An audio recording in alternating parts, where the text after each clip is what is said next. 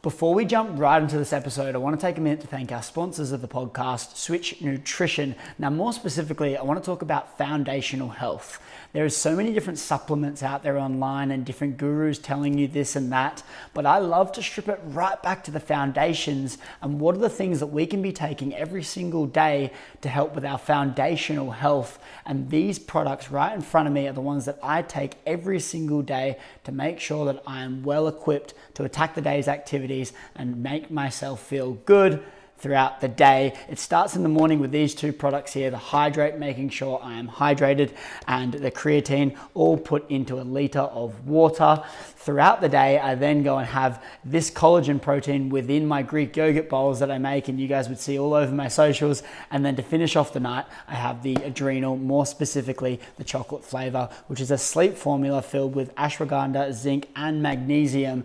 And I have a scoop of this 30 minutes before bed in hot water, kind of like a hot chocolate with a little dash of milk, and it tastes amazing and I sleep like a baby. If you want to try out any of these supplements, you can actually go to the link in the show notes or the description below, and it is my collections page on their website, which has all of the supplements that I take and love, and you can use code Chris Griffin and you'll get 20% off your order. Alternatively, you can go to www.switchnutrition.com.au and use the code Chris Griffin at checkout to get yourself 20% off all of these foundational health products that I absolutely love and take every single day. So without further ado, let's get into the episode.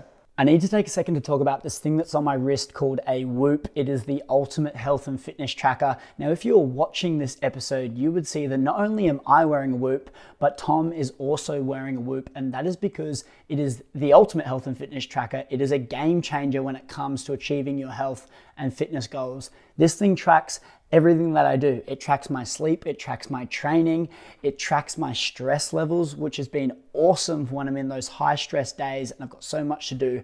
I can track the things that I'm doing in my life that helps increase my stress, which isn't good, or helps decrease my stress, which is very good. I love this thing. It never leaves my wrist. Quite literally, the only time it does is when I'm changing the color of the band. If you want to try out Whoop and you want to take your health and fitness to the next level, you can go to join.whoop.com/Chris and you'll get 1 month completely free, and they'll send you out a band completely free. Alternatively, you can click the link in the description or the show notes below and you will go to join.whoop.com/Chris and you'll get 1 month completely free, so you can try Whoop today. But without further ado, let's get into the episode with Tom. Tom, before the show, I got you to write down a quote for me, something that you love, something that comes to mind straight away. And you wrote, "Why would I do what every other person is doing when I want a different outcome than everyone else?" I am intrigued by that one. I love it. But what does that quote mean to you, brother? That quote to me, thank you for having me on as well. Appreciate it. Good to see you again. Great to see you, man. It's good to be in the flesh. It's good to be back. It's just good to be face on. I think for me, that quote is a big part of my life, because a lot of the time people say to me, "Why do you do this? Why are you waking up at 5 a.m.? Why are you doing 2 workouts a day? Why are you doing these different things? Why do you work till 8 p.m., 9 p.m. some days at night?" And it's like, and then people are like, "Well, I don't do that, you know?" And like, as in them. And I always say, yeah, but like, why would I do the same as what everyone else is doing if I don't want to be like everyone else? Like, my whole vision of life has never been to be an employee. It's never been in the rat race. I've never wanted to be like everyone else. I've always wanted to be different. I've always strived to be more. I've always dreamed really big. So for me, that requires a work ethic, and that requires me to be doing different things than everyone else. And I'll always be different to everyone else, because my outcome of life, I want to always be different to everyone else. Yeah, well, you can't expect everyone else to believe in your dreams because it's not theirs. Yeah, and that's the hardest thing to tell people. It's the hardest thing, right? And I remember I'd always go to my old man, who's an entrepreneur as well. I'd always say, like, I kind of get a little bit frustrated sometimes about these guys don't understand that I want to do this and I want to do that. And my old man always said to me, it's like, just don't get focused on what other people think of you or what other people want to do. Just focus on your own dreams and goals. You don't have to tell them to other people. Like, you just, figure them out in your head and work towards them. And eventually, hopefully, they will come to fruition. I feel like when you do that as well, and when you really focus on you give off this energy that everyone gravitates towards as well. It's like people kind of like hate on the shit that you're doing, but then when you succeed at it, everyone wants to be a part of it. And it's just the constant, it's such a common story. Everyone says it time and time again, but it's the reason it's spoken about so much because it's so fucking true. Yeah. Like people literally, like when you're on your way up, they root for you because you remind them of their dreams. And when you're at the top, they tear you down because you remind them that they didn't fucking try. Oh God, that happens. And like, it's so relevant in everyone's life that's trying to achieve greatness. What are you going to say? It's really interesting though, because not a lot of people know that they're actually doing that. And it's not until you actually feel a little bit of success in your own life. And then I wouldn't say I'm at the top, but like you're rising and then people are really trying to cut you down. And then I'm looking at them rising a little bit and I'm like, ooh, like you guys are just, jealous or something, but people don't really know what they're doing or why they're doing it. They can't look internally of what they're, where that kind of hate comes from. Anyway, it's really interesting. Yeah, I want to go back to when we first met in Bondi and we just got on like a house on fire with all of us 4 boys. Loved it. Imagine like people experiencing that weekend. Like it wasn't even a weekend. With our weekend days and weekends were all merged. But like for the few days we spent together, we literally were like all 4 of us, you, me, Jake and Alfie were like, just like something just clicked. Hey? Yeah. It's so funny how quickly things can boom like that. And then also how quickly things can fizzle out. Yeah, so true. I think that for myself, I've always really tried to be, and something I pride myself on is being a good communicator and being able to connect with people. And like that, like you said, that can boom so quickly and you can become mates with people so quickly. But then, like you mentioned, it can fizzle out, kind of quickly as well. So, but yeah, I think that making the first impression is really important. And no matter what you do in life, no matter where you go, making a good first impression is one of the most important things you can do. Because you just never know who you're talking to or who you are in a room with. I reckon as well, what's so fascinating about that is it's not like you're actively going, okay, I need to make a good first impression. You're just being you. Yeah. And I think where that comes from is by doing all the things and working on yourself and having that confidence that you are who you say you are. And then so then when you meet someone, you give off this energy that like, fuck, I'm killing it. And people want a part of that. And I think that's what happened. We all got into a room and we're all striving for this fucking extraordinary life. And then we just gelled from that.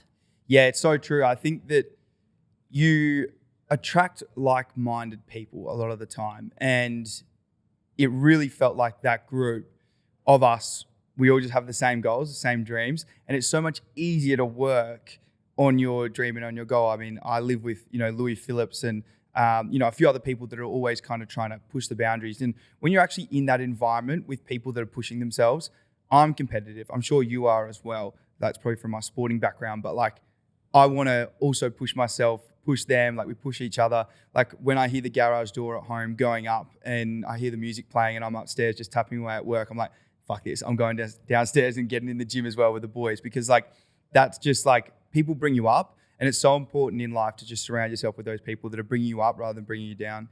I remember when after that first time we met and then you went back to Melbourne and I think Alfie was in the gym and he had like he got like a PB on the ski on the ski, and he got like this hectic number. Bro. And literally he sent it into our group chat, and within 10 minutes, you sent back one upping him. I'm so competitive with those kind of things, and it's a funny thing. I remember we did something very similar, and Alfie actually beat me that morning in the ski erg, or maybe it was the next day. Anyway, and I was like, all right, Alf, you, me, and you as well. I was like, let's do 30 seconds ski erg. Let's see who can get the furthest because I was like angry that I didn't win the day before. Oh, that was at the gym. At the actual gym. Yes. When we actually went into the gym and I'm like, all right, boys, I got dragged into that too. And I was like, after the session, I was like waiting till everyone had fatigued and I was like ready to go. I was like, all right, boys, 30 seconds ski erg. Let's get to it. Yeah, I love the competitiveness. And I think it's just this healthy competition that just pushes everyone. As you said, like when the garage door goes up, you're like, fuck, I need to be there too. I want to be there. my FOMO used to be of going out. I used to look at stories the next day and be like, oh, I wish I went to that party. I wish I went to that party. And now my FOMO is missing out on a gym session or something. It's crazy how your priorities change as you get older, and each person kind of matures at different rates. But I'm really glad I kind of went through that phase of transitioning. You mentioned earlier about communication and really trying to be a good communicator. It's so important, hey, but it's also probably the most valuable skill set you can possibly have. Like even just sitting here right now, being able to have a conversation like this in a way, and like you speaking so well, it goes to show the importance of that and how much of an advantage you have if you can articulate your message better. So true. And it actually travels a lot better across social media as well. Because if you struggle to pick up your phone and talk to the camera, you lose this authenticity of who you actually are, because some people have never picked up the phone and talked to the camera, and they might have 200,000 followers, and there might be people with 20,000 followers. The people with 20,000 are going to have a much better, that talk to the camera, are going to have a much better relationship with their followers, because their followers feel like they know them, they buy their products, they engage this cult following because they just feel like they know them. And that's kind of how I sort of started off my brand, with just being authentic, being real, talking to the camera. And I feel like that's kind of where that cult sort of feeling of people feeling like they know me really all came from.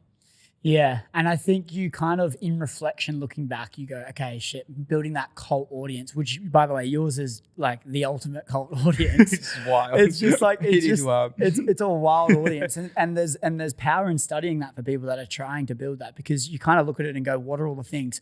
I look at it with EBT, evidence-based training now, and you look at his audience, cult. It's kind of like your cult audience, but like on steroids. Yeah. And he's properly killing it. And you kind of look at it and go, like, what is he doing to create this? And studying that is like really fascinating.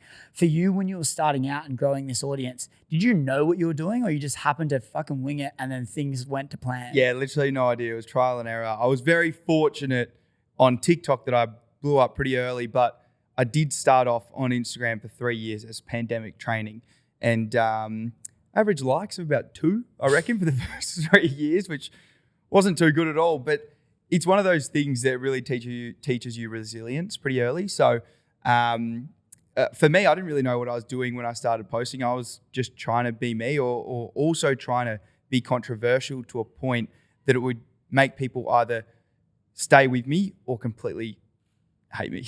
I was like, well, it's either going to be one or the other. And if you can kind of split it 50-50, you're probably doing better than most. So for me, it was kind of figuring out how I could get more views and how I could get more shares and how I could get more comments.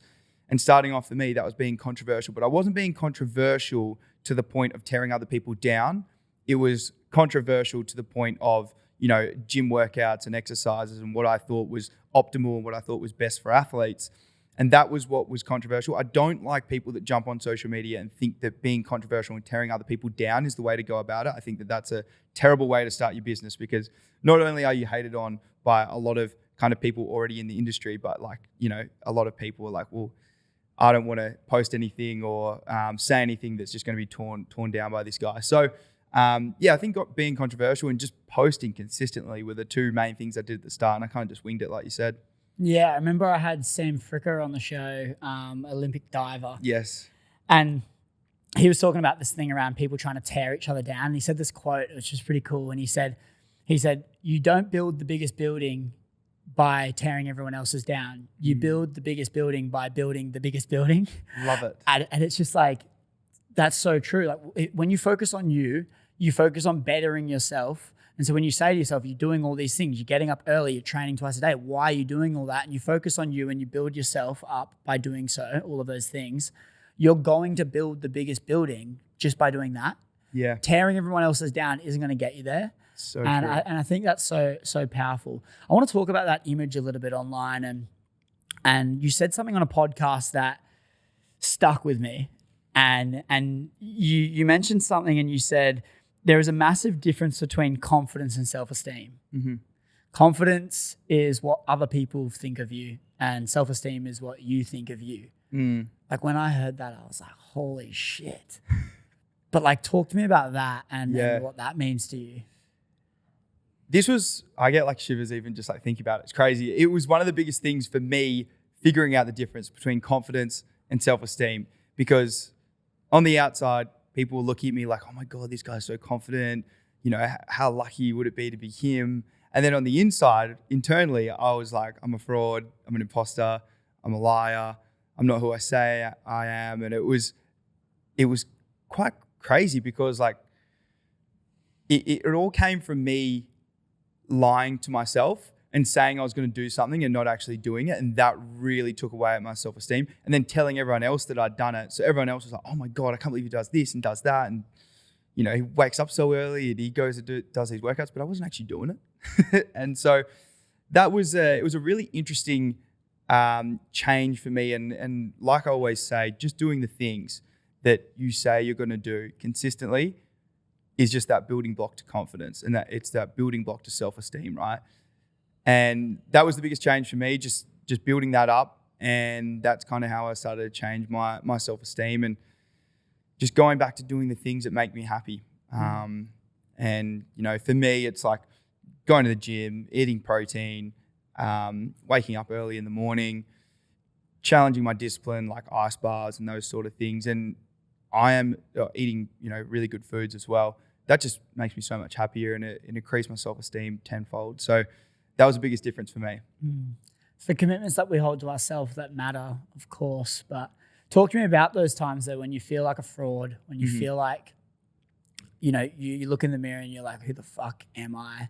Yeah. And you know, when we talk about, and the reason I love this difference is like that Hormozy quote about like stacking proofs that you are who you say you are, is like when you go against that and go, yes, I go in the ice bath every morning, when you fucking don't, and you don't wake up to the alarm and you press snooze and all the rest of it, but you're telling all the audience to do this, you feel like shit.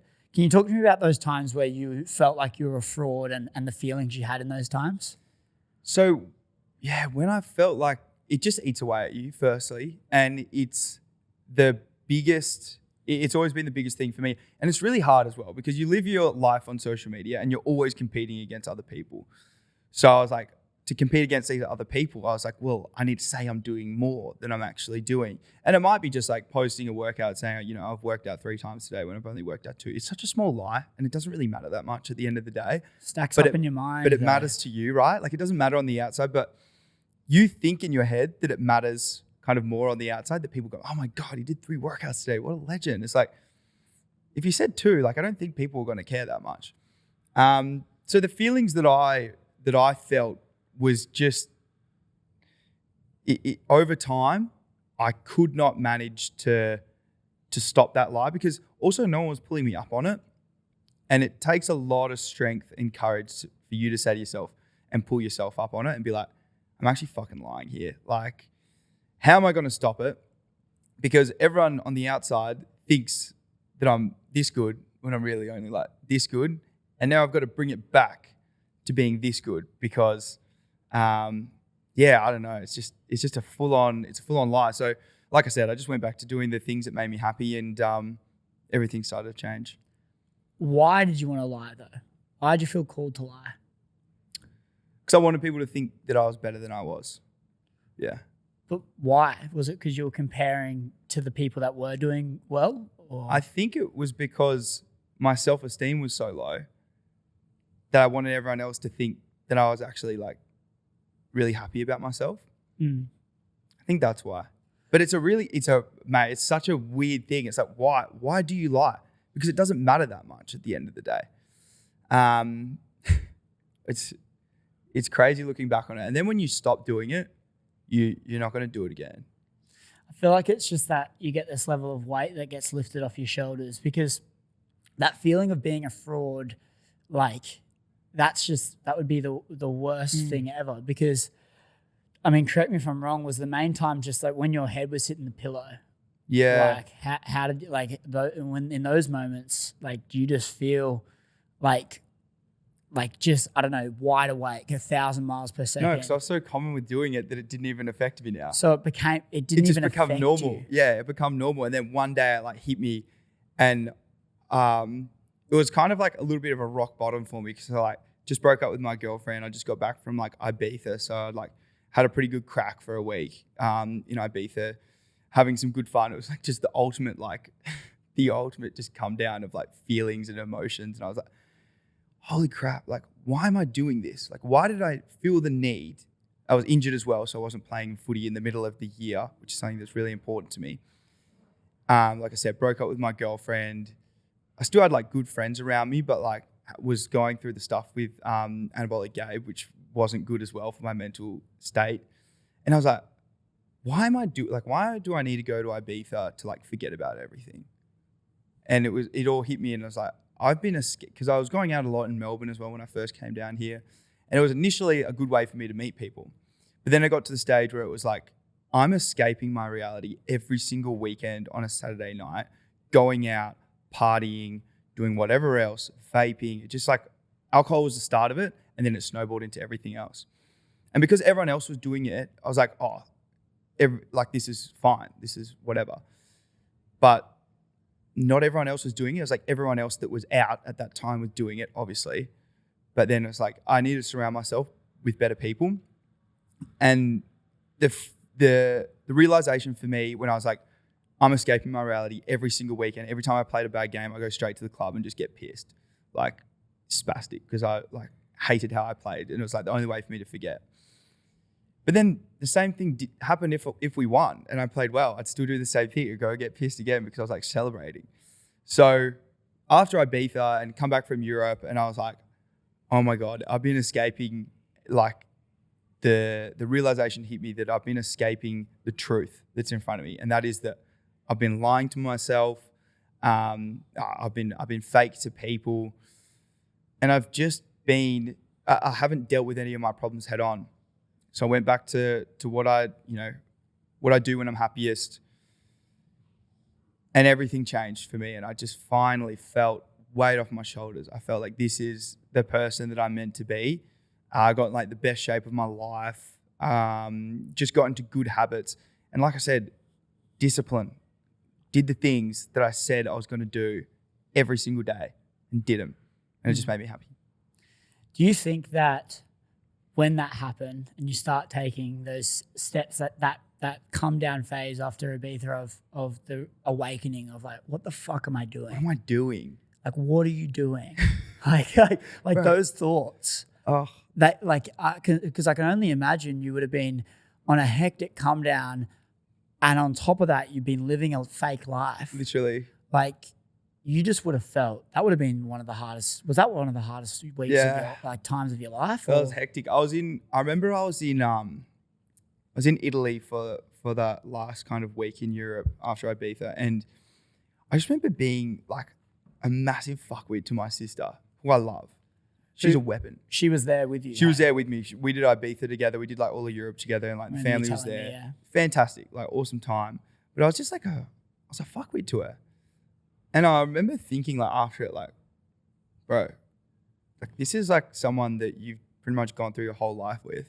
You should love, you should cherish every moment with her, because she lives in New York. I never get to see her. And I was just treating her like shit. And the same with kind of my family as well. And I was like, I'm not happy. I'm treating and pushing the people around me like absolute shit. How the hell can I, like, it goes back to that thing where you don't love yourself. You know, you can't love the people around you. You can't be in a relationship if you don't love yourself. And that was a big thing for me, because I was like, I'm treating everyone else around me like shit. Like, I obviously am pissed off on the inside. So that was, another big realization for me. And I had to kind of change the narrative with that as well.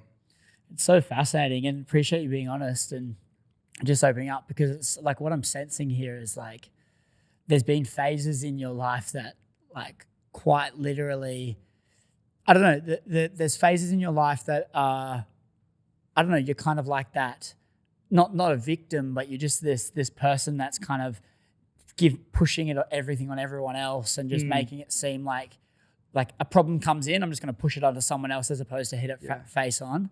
When you talk about like even, okay, I'm not being disciplined, so I'm going to post on my social media, let everyone know that I am being disciplined to make up the fact that I'm not. It's like I'm going to pay out of my family or my sister because of what's happening inside. Yeah. It's that whole really fascinating thing about you, like what like you reflect is what you attract, I guess. It's, you know what the hardest thing is? That like this whole period I've been on social media, it's like I've grown so much as a person in front of the camera, right? So like I'm so different now to what I was when I was like 20, starting posting on social media, or 21. And it's just so interesting going back and like looking back on some of the videos and stuff that I used to post and how young I was, like in terms of maturity. But like also I kind of make it sound like it was all bad. Like it wasn't all bad. Like, you know, I still worked pretty hard at, you know, 100%. at business, and I still worked pretty hard in the gym, but there was just like a few things that for me were just niggling away at me and that I needed to change. And like, I still don't have it all figured out. Like there's still plenty of my life that hasn't been figured out. But for me, finally, I feel like I'm on a path that is sustainable and that is like, I make it sound like I was a freaking addict, bro, but like I was like, really, it wasn't that bad. It's but definitely like, not that. It was, you know, when you move to a new place, it's pretty difficult because the only real way you're going to meet people in a city like Melbourne is like going out. So like that was kind of the reason for it. But I reckon you also tie on the fact that there was money involved as well. And so like, I was getting paid to go to clubs, like thousands of dollars every weekend, which is like, obviously I'm going to do. And it's fun. And when I was out, like everyone would be like, oh my God, like I didn't know you drink, or like, you know, and I was like, yeah, I drink. How cool is that? So, but I was so scared of like, of peer pressure, of being like, oh, why aren't you having a beer? You know, that's like a bit of a loser thing, because that's what I do nowadays. Like I'm so confident in myself that I can go to a new footy club or go somewhere, and when everyone else is having a beer after the game, which is very common in, you know, sport, especially in Australia, after a game to have a beer. And I don't have a beer, I have a Powerade. And people kind of like look at me like, what are you doing, bro? And I'm like, bro, like this is, I'm happy not drinking. I don't want to have a beer. Like I don't find it's good for me, you know, in my recovery, or like I take my body very seriously. So I just don't do it. Yeah, social media is such a fascinating thing. And when we talk about comparison, right, you kind of have everyone is basically documenting the highlights of their day and uploading a highlight reel. And then with that, everyone that's living their shitty life, which isn't a shitty life, by the way, is comparing it to this highlight reel. And they kind of don't see the stuff behind the scenes. Like they don't really see, they see you post this stuff. They don't really know the different challenges that you might be going through mentally, those times of the anxiety that's just ridden throughout you. Like people don't really see this. Yeah. Is there a level of pressure, do you feel, by being this person online? Is there a pressure for you to perform in a certain way? Yeah, there is a pressure, but it's also, like you said, you're not going to get any likes or views if you post a video of you. Like I'll set out a perfect example for you. On Monday, 2 days ago, I did nothing. I turned off my phone, and I was so like, I've been traveling in, I was in Tassie for the weekend, but it was for like 5 or 6 days.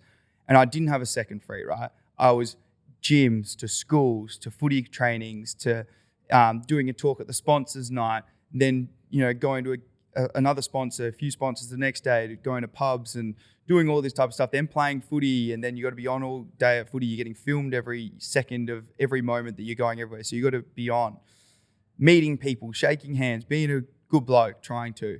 It's difficult for me.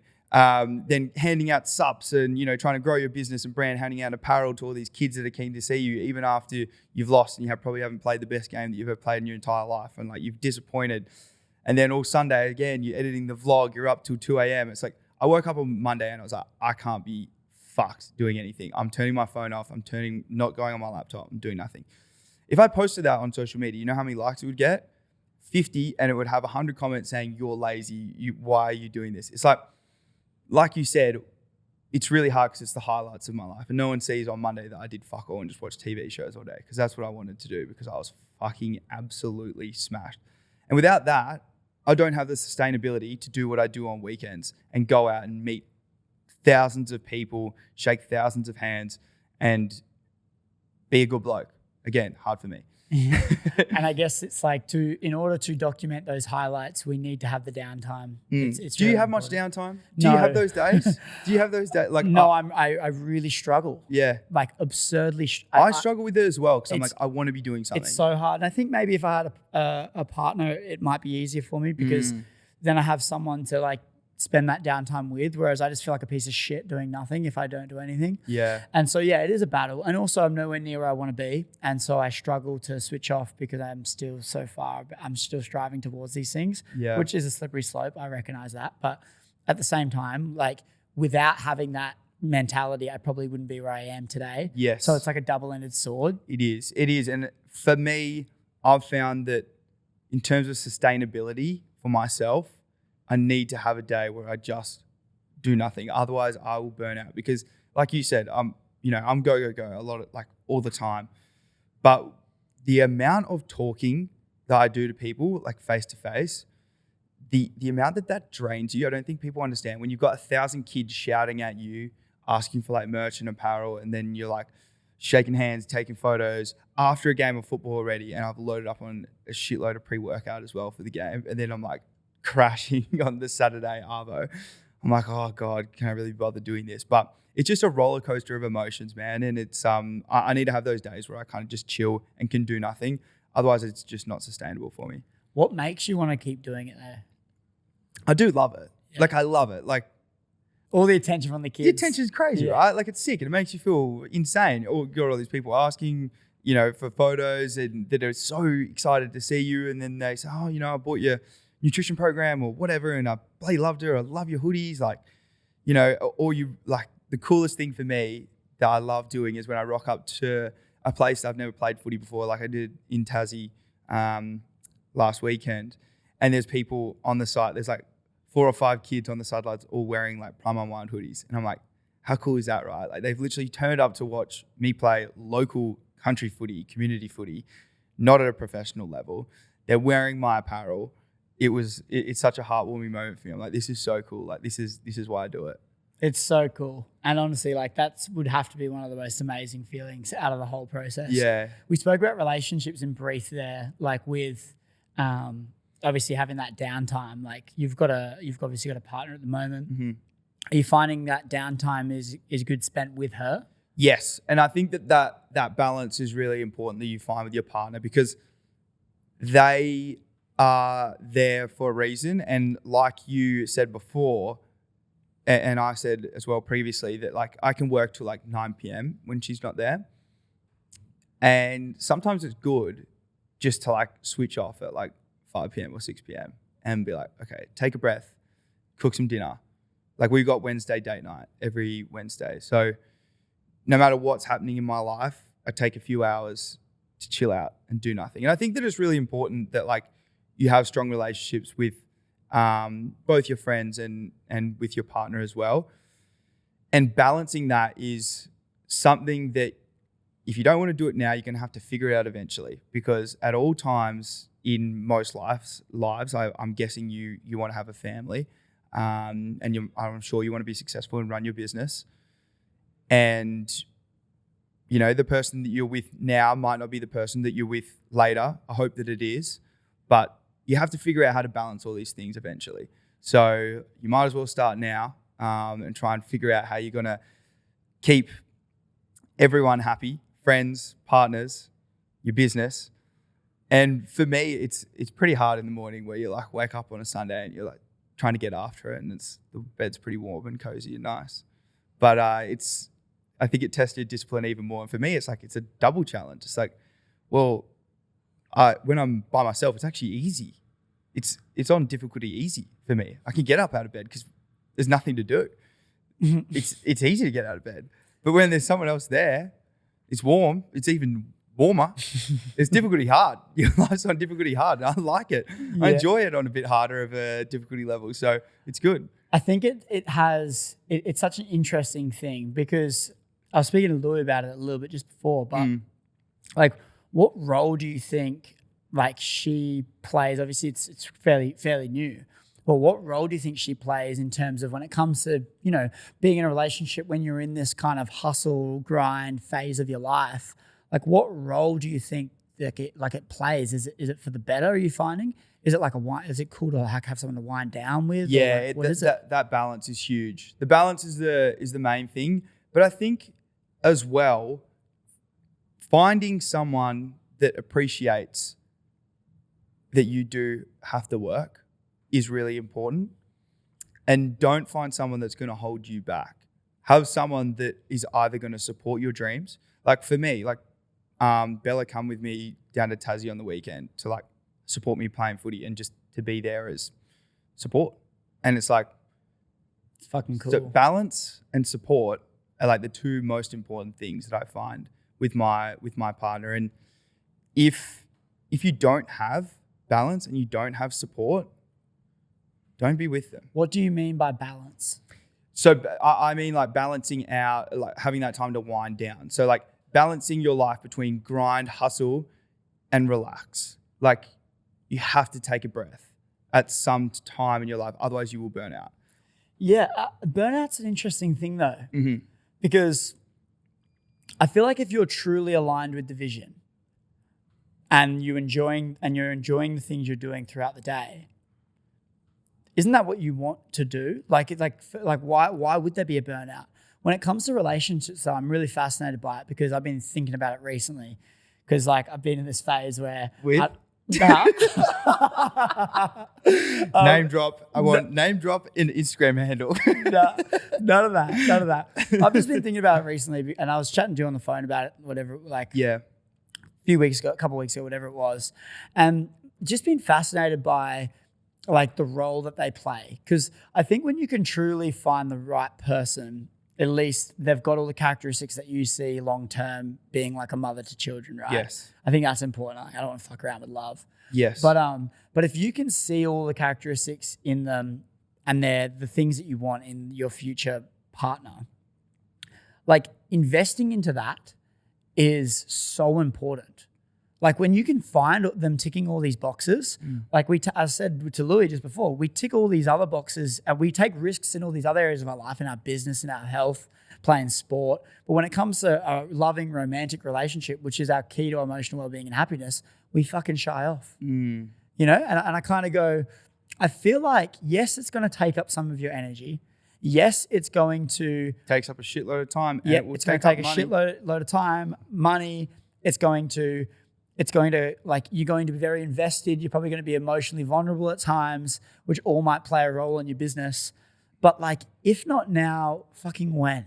If you find someone that is ticking the boxes and when you're with them, you just feel like you could listen to them for hours and you're calm and they're so great, like they're really great company and they're ticking all the boxes.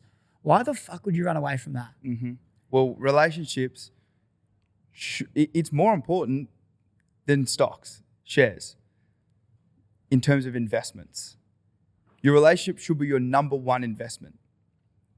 So when you talk about money, when you talk about time, you talk about all these type of things, your partner is your number one most important, because that's got to be not only your best friend, but also the person, like you said, that you want to eventually, hopefully, build a family with. You know, that's one of my big goals. And one of my biggest things that scares me is like divorce. Like I despise the think of that, the thought of that. I'm fortunate enough to grow up in like a happy, healthy family. Both parents are still together. And I really liked my childhood. And I would hate for my children to have to grow up in a broken household. Not saying there's anything wrong with that, but for me personally, that's not how I want to raise my children. So precisely is something wrong with that though. Yeah, well, I know, but like for the people out there, I don't want to piss anyone off, but I think that, you know, for me, there's a lot of statistics that do say that having a family with two parents that are together, the child will have a better childhood and a better life. So that's a big focus for me. Like I said, it's an investment. It's an investment in my children. It's an investment in my life as I grow. You know, I know that my partner now will be a fantastic mother. And that's one thing that I really do look at in the future as being a really important quality to have right now, and something that she'll grow into. Yeah, it's so important. I just think it's so important to invest into that, as you said. Like there's so many different areas we fucking invest in, but when it comes to love, you get scared and you kind of run off. It doesn't matter who you're with. It's going to take away from your business. It's going to take away from your work. You're gonna have to invest yourself 100%, probably in the first 6 months of that relationship for it to work. Otherwise, it won't work. But then also when you come back to like you mentioned, you have a day where you do fuck all, right? Yeah. Like that. Not every week, but there will be one every 3 or 4 weeks. But that recharges you, and then the other days throughout the week or the month is way more productive because of it. Mm-hmm. The way I'm looking at it as a relationship, right, is like they're recharging you just the amount you need to keep going tomorrow that night. Yes. It's like you're not going to need these full days as much because you're going to come back after a busy day and they're going to just be there for you. And you can just take a big breath and go, oh, like this is relax. Like that was the best thing. Louis said just before on the show that when I'm with Izzy, everything just gets more quiet. It's like they turn the volume down. You seen that? Living seen with that me. meme? I can tell you guys live together as well because he said his biggest fear was divorce as It's well. our joint.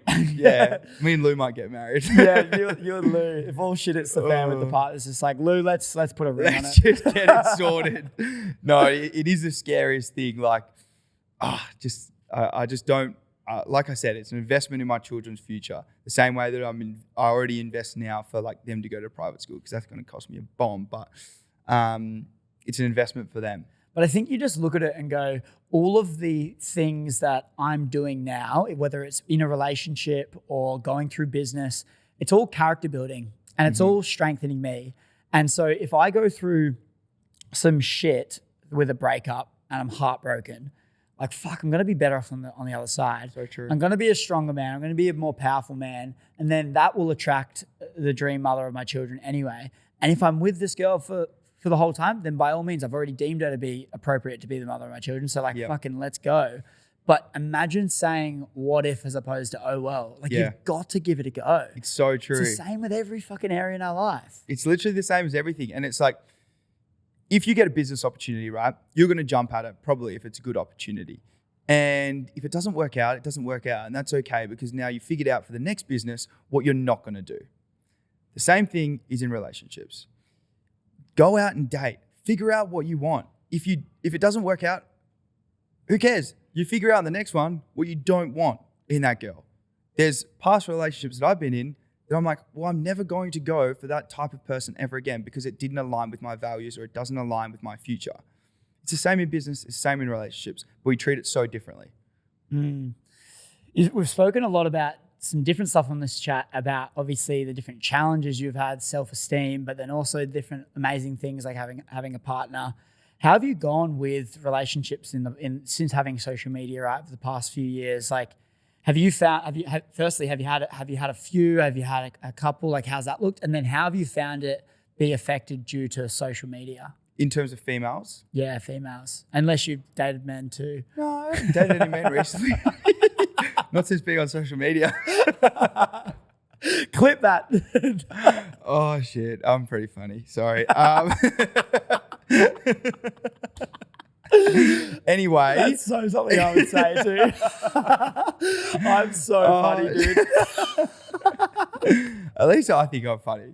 And my partner. That's all that matters. Yeah, I think that social media, well, I guess if you could make a cheating machine, it would be social media.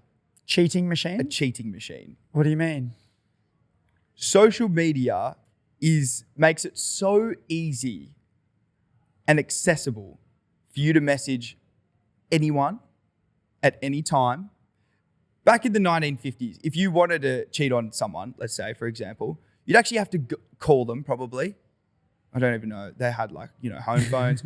Or like you'd have to go to the pub or the bar and actually talk to someone, right? Like there's a little bit higher barrier of entry for cheating back then. Now, you can be sneaky and DM each other or like someone's story, reply to their story, follow them, for example. Like for me in our relationship, you can't follow anyone of the opposite sex unless we know them, which is an interesting one. I know. Wait, really? Yeah. Who made that rule? No, it's a thing in Melbourne, bro. It's so weird. Wait, what? I know. So because you can go and check who you follow, right? And who you've followed, like if you go into following on Instagram, you click on it, whoever account you're is, if it's mine, go and check at mine. And you can look at like who they're following, and it goes from like earliest to latest. So your most recent followed is going to be first on your following list. So in Melbourne, and this is not a thing anywhere else, just FYI, if you follow someone, that means you want to hook up with them, apparently. I didn't know this, but it's quite big in like the Melbourne scene of like following someone means you want to hook up with them. Fuck, are you guys texting all this on Snapchat or what? I don't know what the goal is. This is ridiculous. I've never thought about that ever as a thing. So now like people always go on to like the following and like see who people have followed recently to like see who they're hooking up with.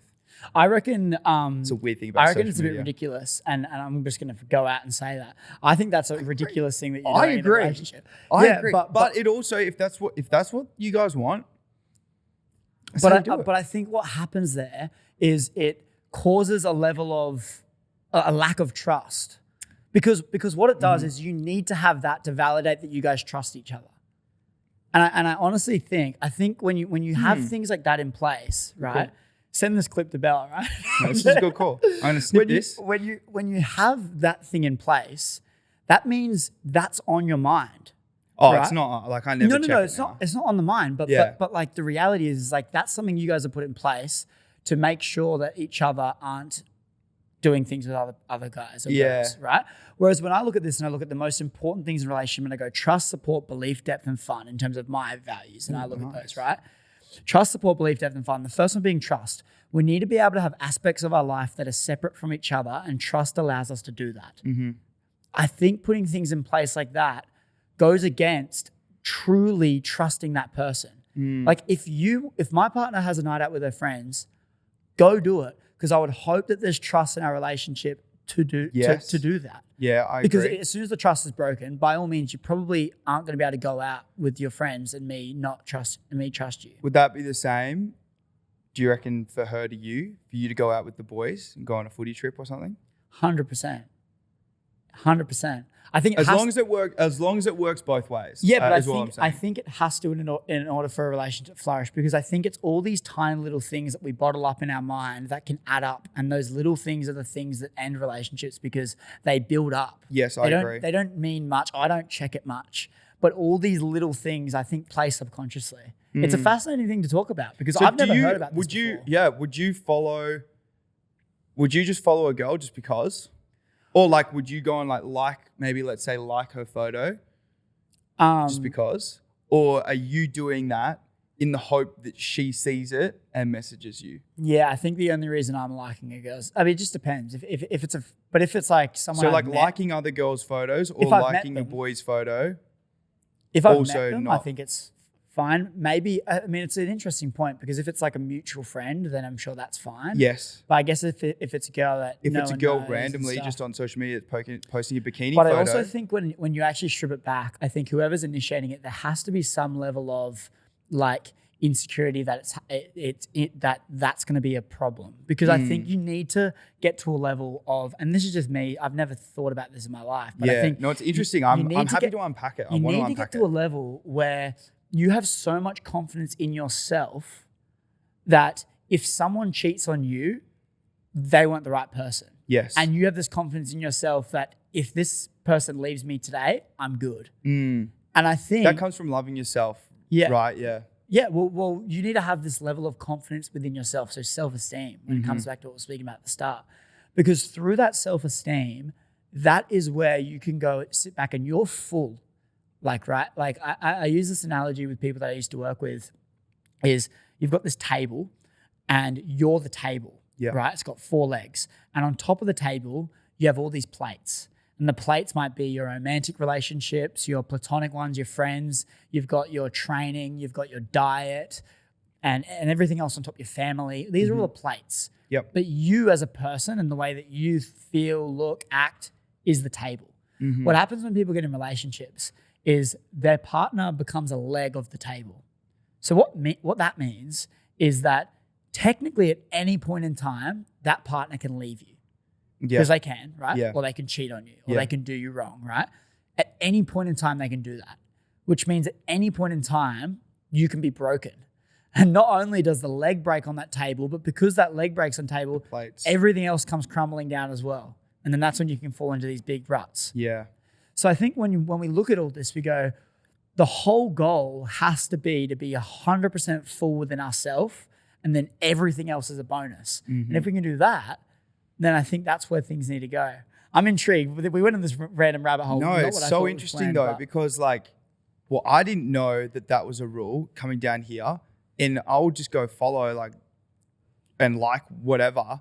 But it's the same in I don't know if I should say this, but it's the same in like Louis' relationship. Like you don't like other people's photos or anything like that, because it's like seen as, well, maybe you're just you're expecting to cop a message or something. Fair enough. I mean, look, like it's not the end of the world. I know, but it is interesting. I'm not saying this to I reckon you'd feel different if you were in a relationship with someone and they were going and following like five but you just guys. don't do it. I don't think it needs to be a rule. Right? You just don't do it. But isn't that the same thing? Does it? You don't do it and it's a rule, isn't it? Like, maybe it's an unspoken rule. It's a spoken rule. It's still a rule though. But I think just having something like that in place implies that like you can like look at things, and I don't know. I just think it's a bit. I think it's fucking immature and weird. But anyway, we're gonna. Yeah, no, it's fair. But at the same time, you do you. It is. It's interesting. It's fascinating. But yeah, I mean, like we went down that little rabbit hole. But I think it's I think it's powerful to speak about this stuff, because all these little things are going on. Yeah. But when I actually strip it back, why does that need to be a thing? And now it can be from past. Like maybe you've said to her in this relationship, like, yeah, look, I have slipped up in the past. I've cheated. And then if that's the case, then she's naturally going to have that on her mind. Yeah. So then she's going to be more inclined to do something like that. And if that's the case, every right to do it, honestly. I think that no matter what relationship you're in, if like your goal should always be the prior, like, your partner, like your partner's happiness, right? So within reason, I think that like almost no matter what they say, if that's what they say makes them happy, you kind of just do it. Do you just say that your partner's happiness has to be the priority? I think that when it comes to like relationships and stuff, like if I don't know what a good example is here, but like if you're like, oh, let's just say for example, I met this person at the cafe and they were really nice, the waiter at the cafe. And I've known them for like 6 months. I've been my waiter. And I went to follow them or like whatever. And your partner's like, oh, no, I don't really feel comfortable with you doing that. Then you just don't do it, because your partner's happiness is like, why would you ever think that waiter's happiness or that waiter's feelings trumps or prioritizes your partner's? Yeah. No, it makes sense. I 100% understand where you're coming from. Yeah. But at the same time, I kind of look at it and go like I wouldn't tolerate it. Like I'm I'm quite an open person. Yeah. No, I don't want to have sex with the waiter, but if that's what you're going to say. Yeah. Well, I always thought of following as like, that person, so you followed them. Like you want to see their content. 100%. That's the way I've always seen it. But dude, down here, trust me, I'm not the only person. It's a different world of like social media and things. And yeah, I just liked everything on social media. And then, Anyway, we've spoken a lot about different challenges that you've had. We spoke about relationships. It's been fascinating. I want to fast forward more to the present now and what's happening today. And ask you a bit more of a vulnerable question in terms of different challenges that you might be going through today. Do you think that there's something that just keeps popping up in your mind, or is there been like, what would you say your biggest challenge is in life right now? My biggest challenge in life. I think that my biggest challenge at the moment is that people see me or see what I post or have seen what I've posted previously and dislike me for it. And the biggest challenge I'm having, despite having a very good following and very engaged, and I'm really happy with that following, I want to change every single person's mind about me and prove that I am authentically me. And if they don't like the authentic me, then that's okay. But if they don't like me because of a persona that they've seen on social media, and that's disconnected or different from the authentic person that I am, then that does get to me. And I think that a big challenge for me at the moment is trying to change their minds. But honestly, it has been incredibly positive, and the amount of people that have come to me after doing these footy tours saying, you know what, I wasn't really sure about getting you to the club, but you've pleasantly surprised us all, has been really, really, really great for me. And I really enjoyed that. But like I said, I think that changing a lot of people's opinions and ideas is something that I'm striving to do, continuing to do. And hopefully one day I'll get to more people than not. Why are you trying to change people's minds? Because they think that I'm different to who I am. They've got an idea of what I'm going to be like in person. And when I'm very different to that, they're incredibly surprised. Maybe that's my own fault for probably being a little bit different for what I posted originally. And looking back on content a few years ago, I was like, I was a little bit more different, I guess, with what I posted. So yeah, I think that also changing my content has been a big thing for me. I feel like you go through phases in your life, and all of those times where you're posting stuff that maybe you wouldn't post now, it's all building you as a person and it's growing you. And for me, I kind of look at that and go, why do you feel the need to change these people's minds and actively be conscious of the fact that you need to change these people's minds? When, as you said before, someone said to you, I was a bit iffy about bringing you to the club, but now I actually have a new perspective on that. You, by changing just you as a person, would that not in turn make people change their minds? And do you think focusing on I have to change people's minds is kind of going to give it this inauthentic approach because you're trying to change people's minds? No, I think that people view what I do as very different, and they view what I'm doing in the football space as something that's never been done before, so they get this tall poppy syndrome about it.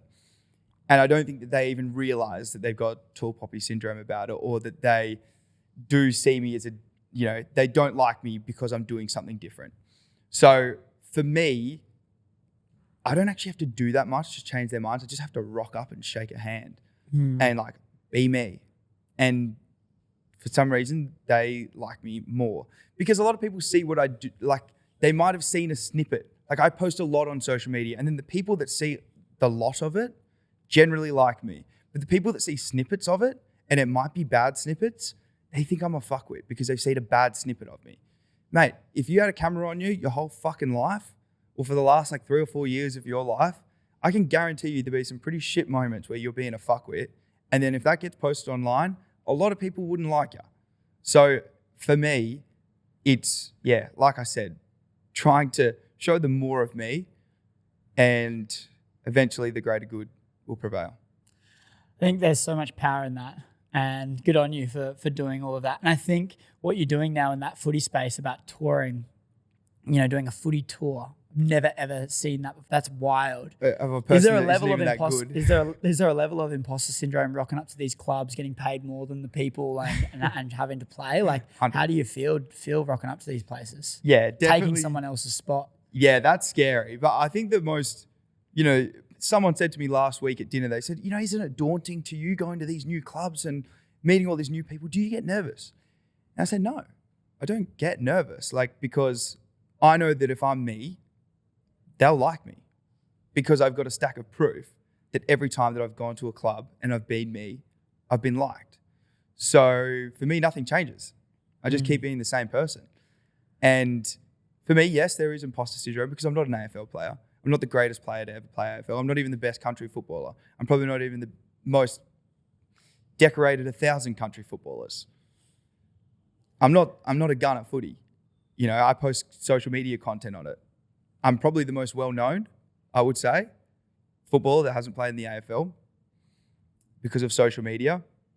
And because of that and the exposure that I can give clubs, and I can get them more recruits, and I can give their sponsors, I get incredible opportunities to do these footy tours and meet new people and continuing to spread the message. And I think that my overall message has always been be healthy, be fit, sleep well, wake up early, live a good life, be kind to people, be nice, eat good food, and you'll be happy. And setting that example for young men and having a role model, a good role model for young men is few and far between. And I think that that's been something that I've always focused on being for the last 3 or 4 years of doing social media. I want to be a good role model. And that's what I feel like I've done. So as long as I keep spreading a positive message, the message I think will keep getting through to people. Amazing, man. No, thank you so much. And I really appreciate you coming on the show. Before we wrap it up, is there anything else you've been thinking about or pondering on that you want to share, or any exciting news you want to share at all? Mate, I'm just happy to be here, mate. I'm just happy to be here. I'm happy to be back on chatting with you. I've missed you very much. But it's good to see what you're doing, brother. It's I'll be honest, you do have the gift of the gab. So it's pretty impressive.